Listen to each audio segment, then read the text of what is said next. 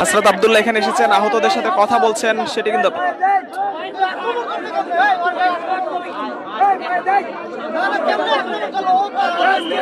সমন্বয়ক হাসনাত আব্দুল্লাহ যারা আহত রয়েছেন জুলাই বিপ্লবে তাদের সাথে কথা বলছেন, তাদের সামনে এসেছেন এবং তাদের সাথে তাদের খোঁজ নেওয়ার চেষ্টা করছেন, সেই চিত্রটি কিন্তু আমরা দেখতে পাচ্ছি। আশ্বাসের পরে আশ্বাস পাচ্ছি, শুধুমাত্র আশ্বাস। আজকে কালকে করছি, দেখছি, হচ্ছে, কিন্তু এই আশ্বাসের আসলে আমরা অবসান চাই।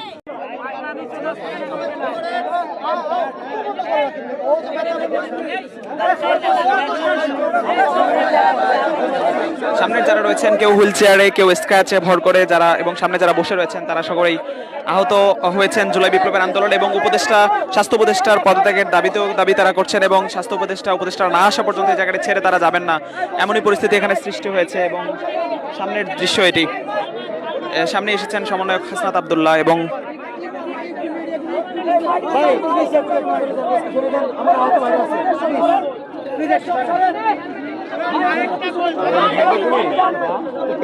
মানুষ খেলতে পারে, সাংবাদিক হাসনাত আব্দুল্লাহ কথা বলছেন।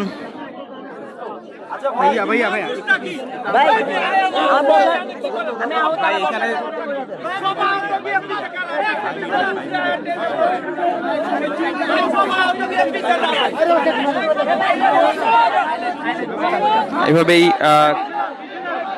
নিয়ন্ত্রণ করার চেষ্টা করছেন যারা আহত রয়েছেন তাদেরকে, সেমনটি কিন্তু আমরা দেখতে পাচ্ছি। সমন্বয়ক হাসনাত আব্দুল্লাহর সেখানে যারা আহত রয়েছেন তাদের সাথে যে সামনাসামনি যে পরিস্থিতি সৃষ্টি হয়েছে সেটি কিন্তু আমরা দেখতে পাচ্ছি এই জায়গাটিতে। সে নানাভাবে সেখানে যারা আহত রয়েছেন জুলাই বিপ্লবে তাদের সাথে নিয়ন্ত্রণ করার চেষ্টা করছেন, তাদের সাথে কথা বলার চেষ্টা করছেন, সান্ত্বনা দেওয়ার চেষ্টা করছেন।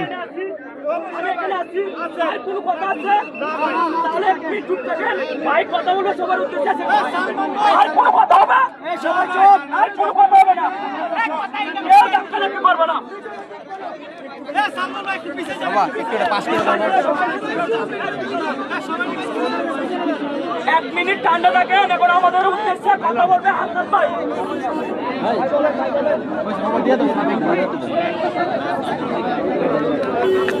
কারণ এনে কিন্তু অনেক সেন্সিটিভ জায়গা।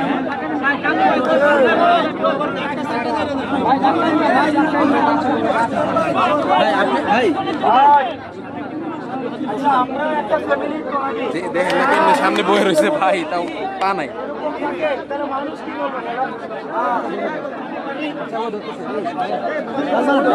সমস্যা ভাই, সবাই চুপ থাকেন ভাই, প্লিজ।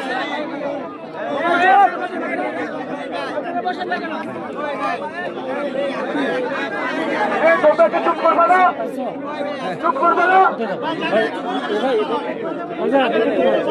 পিছনে যান, পিছনে যান, আরো আস্তে আস্তে পিছনে যান। চুপ করেন, চুপ করেন, চুপ করতে বলছি, চুপ করেন। আমরা চলে গেলে কি আপনাদের দাবি আদায় হয়ে যাবে? আমি চলে যাই, সালমান চলে যান, কথা বলবেন না।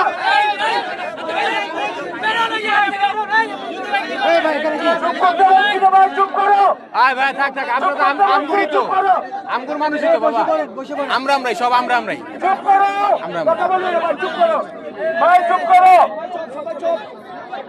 তোমার কথা বলতে কে বলছে? তোমার কথা কে বলতে বলছে? তোমার কে কথা বলছে? ওকে ব্রো, আমার কথা বলছে হাসান ভাই, আমাদের কন্ট্রোল আছে, হাইপার একজন আরেকজনের সাথে খুব ভালো মন করে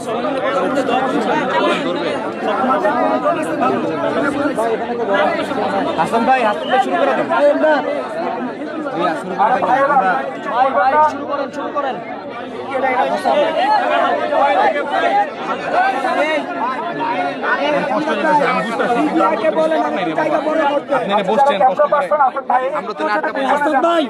আপনার পাশের লোকগুলোকে সরান,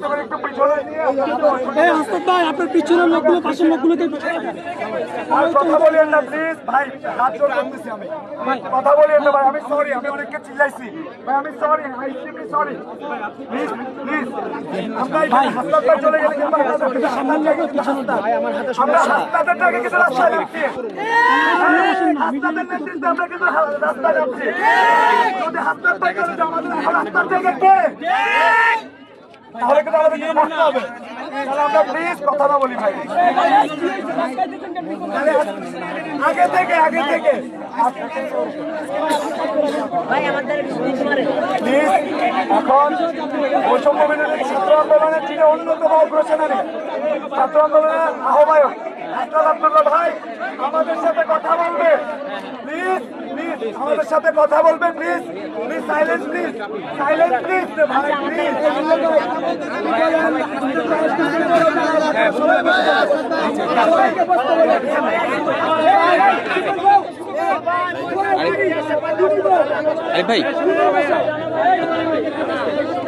আরে ভাই পিছনে যারা হয়তো বসেন নাহলে সরে যান পিছনে যারা হয়তো বসেন নাহলে সরে যান আপনারা কিন্তু ভিডিও ফুটেজের জন্য আসছেন তাহলে আপনাদেরকে জায়গা করে দিন সরে যান নাহলে বসেন নাহলে সরে যান প্লিজ বসেন নাহলে সরে যান ডিস্টার্ব করেন না সামনে ঢুকে আমি তো ঢুকে নেই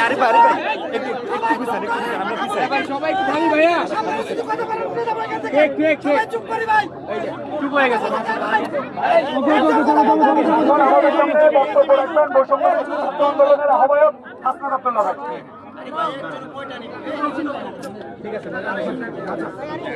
আসসালামু আলাইকুম ওয়া রাহমাতুল্লাহ ওয়ালাইকুম আসসালাম ভাই আমি আপনাদের কাছে আসছিলাম 8টার দিকে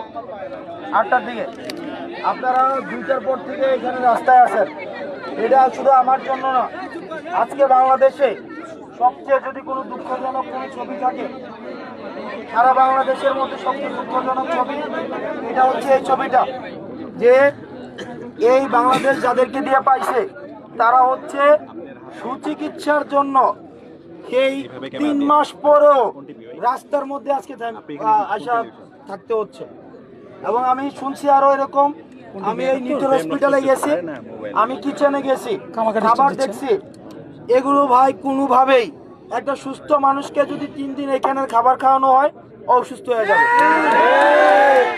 3 দিন লাগবে আমি নিজে গেছি এখানে যেটা লিফট আছে 1 তলা থেকে 13 তলায় পর্যন্ত যাইতে এই লিফটের যদি কোনো কারণে ইলেকট্রিসিটি যায় ওই লিফটে মানুষ মারা যাবে এটা কোনো হসপিটালের কোনো পর্যায়েই পড়ে না এখন এই হসপিটালের মধ্যে হচ্ছে ওনারা চিকিৎসা নিচ্ছে এবং এটা খুবই দুঃখজনক যে এই কাজটা করা হচ্ছে এখন আমরা সরকার না একটা জায়গায় স্পষ্ট আমরা আপনাদের ভাই আপনারা যেমন 3 মাস পরেও রাস্তার মধ্যে আসেন আমরাও ঠিক এই পুরো সময়টা রাস্তার মধ্যেই থাকতে হচ্ছে পুরো সময়টা সেই জায়গা থেকে আপনারা যখন রাস্তায় আসেন সরকার আসছে কি আসে নাই সেটা কিন্তু আমরা বসেছিলাম না আমরা কিন্তু আসছি ওই সার্জিসে ডেঙ্গু হয়ে আসে এবং আমাদের যে সদস্য সচিব হচ্ছে আমাদের যে আরিফ সোহেল আশা কথা বলছে এখন এগুলা কথা না বিষয় হচ্ছে যে আমরা শুধুমাত্র আশ্বাসের পরে আশ্বাস পাচ্ছি শুধুমাত্র আশ্বাস আজকে কালকে করছি দেখছি হচ্ছে কিন্তু এই আশ্বাসের আসলে আমরা অবসান চাই আমার যেই অনেককে 50,000 টাকা দেওয়া হয়েছে অনেককে 1 লাখ টাকা দেওয়া হয়েছে বর্তমান যে বাজারে 1 সপ্তাহ গেলে আমার মনে হয় যে 2-3 ফ্যামিলির সদস্যের এই 50,000 টাকা দিয়ে 1 মাস চলা আসলেই কঠিন এখন আমরা তো শুধু আহত মানুষটাকে দেখি যে শুধু একটা আহত মানুষ হসপিটালে ভর্তি কিন্তু আহত মানুষের সাথে 2টা অ্যাটেন্ডেন্ট থাকে তার খাওয়া দাওয়া তো আছে এই যে বাড়িতে আসা যাওয়ার বিষয় আছে আর যার 1 পেট যে দেখা গেছে কি অনেকে আহত হয়েছে তার হাত দিয়ে হচ্ছে পুরো সংসারটা চলতো আমাদের এলাকায় বলে 1 রুজি 5 পেট অর্থাৎ 1 রুজি দিয়ে 5টা পেট চলে কারণ যার রুজি এ হইছে হসপিটাল আসা ভর্তি আর বাকি 5 পেটের তো আর খবর নাই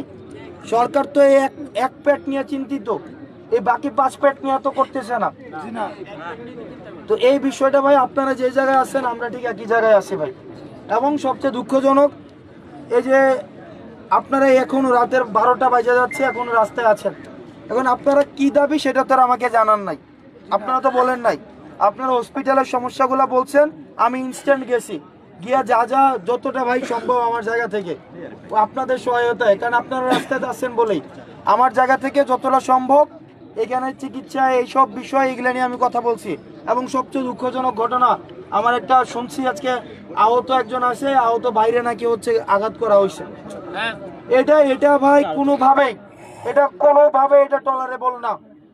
এই বিষয়ে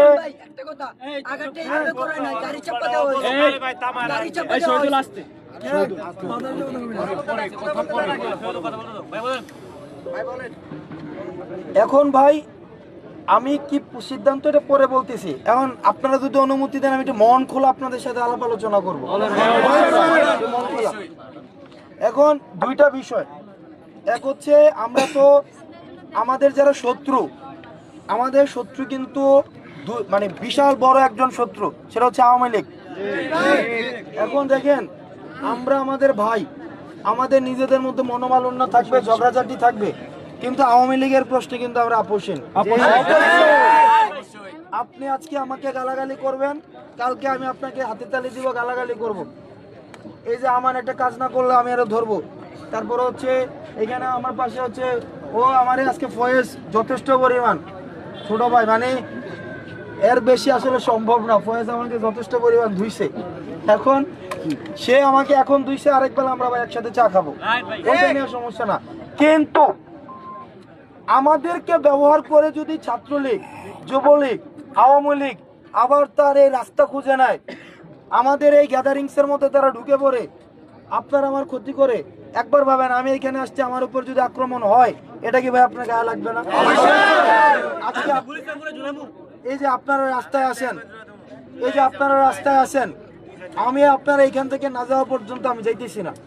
এবং এটা জুলাই ফাউন্ডেশন খুলছে নামে, এটার বিরুদ্ধে অভিযোগের শেষ নাই। জুলাই ফাউন্ডেশনের ওই যে সেক্রেটারি আইন আমার সাথে দাঁড় করে রাখছি, কই এখানে যতক্ষণ না পর্যন্ত সমস্যা আপনারা এগ্রি আসছেন একটা বিষয়, আমরা পরবর্তীতে যেটা বলবো সেও এইখান থেকে যাবে না, এখানে বসে থাকবে, যাই হোক না কেন। এখন যে বিষয়টা হচ্ছে ভাই, আমাদেরকে এই বিষয়টাকে নিয়ে বিভিন্ন জায়গায় প্রচার করা হচ্ছে। আওয়ামী লীগ সব জায়গায় প্রচার করছে যে দেখো আর তারা স্বাধীন করছিল দেশ, আগেই তো ভালো ছিল। এখন এইটা জায়গাটা আসলে আমরা আমাদের নিজেদের আসলে খারাপ লাগে, আওয়ামী লীগের সুযোগ পাচ্ছে, এটা আমাদের ব্যর্থতার কারণেই, কারণ আমরা তাদেরকে সুযোগ দিছি। এখন আপনারা আমাকে 4 জনের দাবি বলছেন, 4 জনের বিষয় কথা বলছেন যে আমাকে আপনারা দাবি বলবেন না, আপনারা একটাই দাবি আপাতত, সেটা হচ্ছে 4 জন উপদেষ্টা এখানে আসতে হবে। ঠিক এটা ভাই আমি যেটা বলতে পানি আছে ভাই, 4 জন উপদেষ্টা ওনারা আপনার উপদেষ্টা বানাইছেন, তো ওনাদের সাথে আমি মনে করি না যে একদম শিডিউল মেনটেন করে দেখা করা এটা। আপনি কিন্তু মানে আমাদেরকে অনেকে বলে কিংস পার্টি, আমরা কিংস পার্টি না, আমরা কিংস মেকার। আপনি হচ্ছেন কিংস মেকার। এখন আপনি যে রাজা বানাইছেন, ওই রাজার সাথে আপনার দেখা করার জন্য শিডিউল নিতে হবে, এটা করতে হবে, সেটা করতে হবে, এগুলা ভাই এগুলা এই আলাপ হচ্ছে ওই মানে ব্যুরোক্রেটিক আলাপ, আমরা ওই আলাপে যাইতে চাই না। ঠিক, কিন্তু বাস্তবতা যেটা সেটা হচ্ছে যে উপদেষ্টাদের মধ্যে একজন যিনি শারমিন মুর্শিদি আপা, উনি বিদেশে, আসিফ উনি ঢাকার বাইরে আছেন, নাহিদ উনিও হচ্ছেন আমি যতটা জানি এখনো ঢাকায় এসে পৌঁছান নাই, ঢাকার বাইরে আছেন। আর আমাদের যিনি আজকে যার সাথে আমাদের আজকে একটা অনাকাঙ্ক্ষিত ঘটনা ঘটেছে, এবং এই যে শহীদ, এই বেচারা অনেক কষ্ট পাইছে, এবং এই বেচারা আসলে এটা খুবই দুঃখজনক, ওর গলার মধ্যে এখনো পর্যন্ত আছে শহীদের। এখন বিষয়টা যেটা ওনার ক্যান্সার, আমি একবার ওনাকে নিয়ে এক মন্তব্য করে বসছিলাম খাগড়াছড়িতে, যে উনি বিদেশে চিকিৎসা নিতে যাচ্ছেন, উনি যদি দেশে চিকিৎসা নিশ্চিত না করতে পারেন, একটা স্বাস্থ্য উপদেষ্টা উনি যদি বিদেশে যায় তাহলে আমি কোথায় চিকিৎসা নিব? তো পরে আইসা আমি জি তো আমাদের আসলে গুলিস্তানে চিকিৎসা নিতে হবে, কারণ শহীদের যেই গতি আমারও আসলে সেই গতি।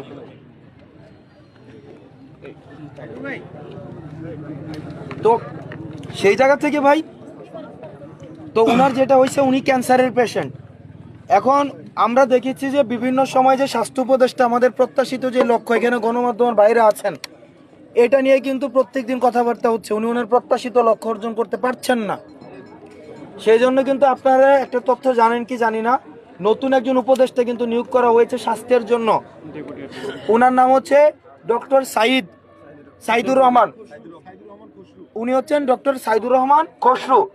উনি পিজি হসপিটালের উনি ভিসি ছিলেন, অর্থাৎ উনি এই ডাক্তার, উনি অভিজ্ঞতা সম্পন্ন মানুষ।